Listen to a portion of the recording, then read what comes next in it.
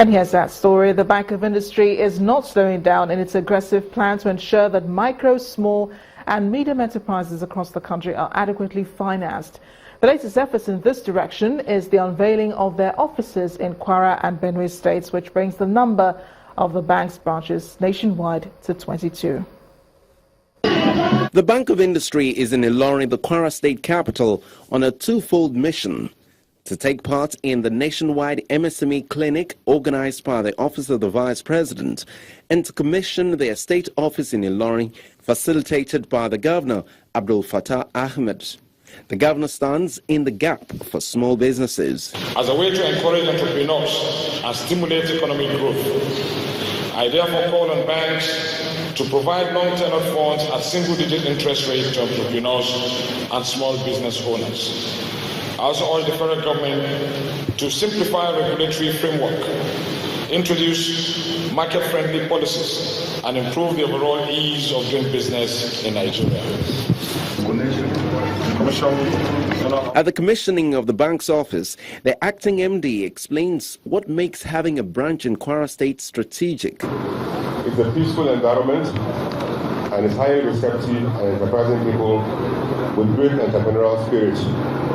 The rich endowment of the states, essentially agricultural and soil minerals, have made it stand out among the states having high industrial potentials in the country.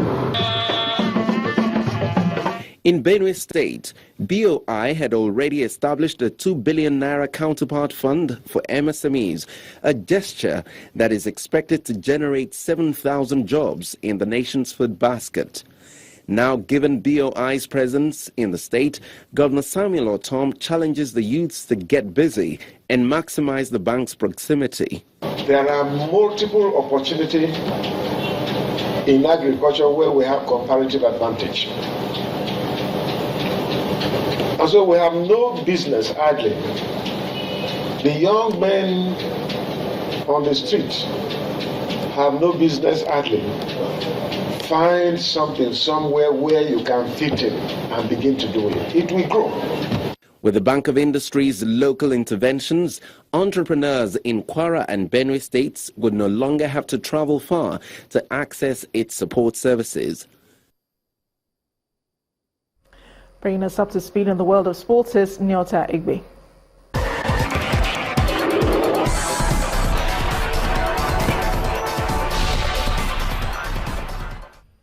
Welcome to Sports News. FIFA has slammed another ban on its former official Adamu for breaching their code of ethics after investigating alleged breaches by the Nigerian Football Administrator since March 2015. The Adjudicatory Chamber of the Independent Ethics Committee decided to ban the former CAF Executive Committee member for 2 years from taking part in any kind of football-related activity at international and national levels. This is the second ban Adamu will be going through. In the meantime, former FIFA Secretary General Jerome Volk has appealed to the Court of Arbitration for Sports to have his 10-year ban from football overturned. The 56-year-old was banned from taking part in any football-related activity for a decade for a number of ethics violations, including misuse of expenses. But the Frenchman, who has played a major role in the latter years of Sepp Blatter's tenure as FIFA president, is now looking to the CAS to overturn the ban.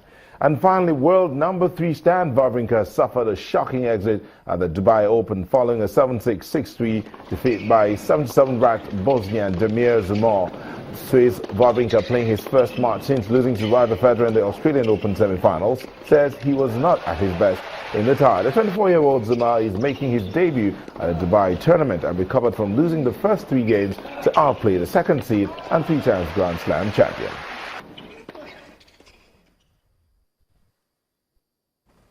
At today's Sports News. News at 10 continues shortly.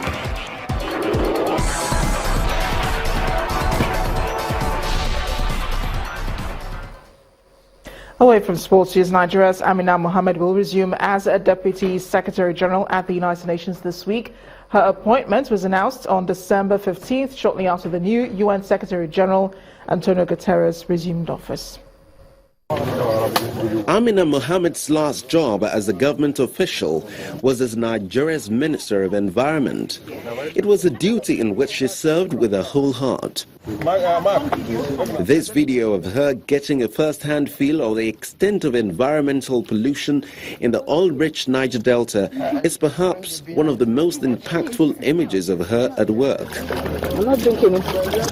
I drink the beer instead of the water. It's the smell. Yes. Well, that is how she has always worked, putting herself right into the trenches.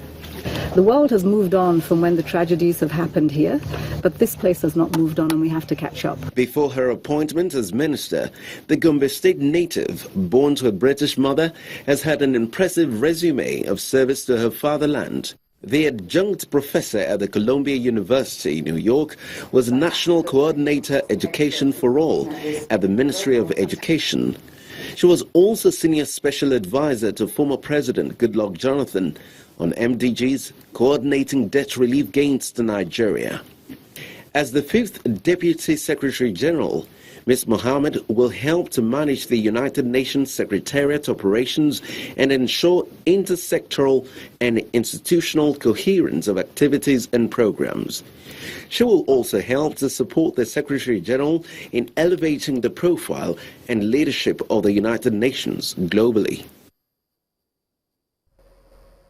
And the main news again.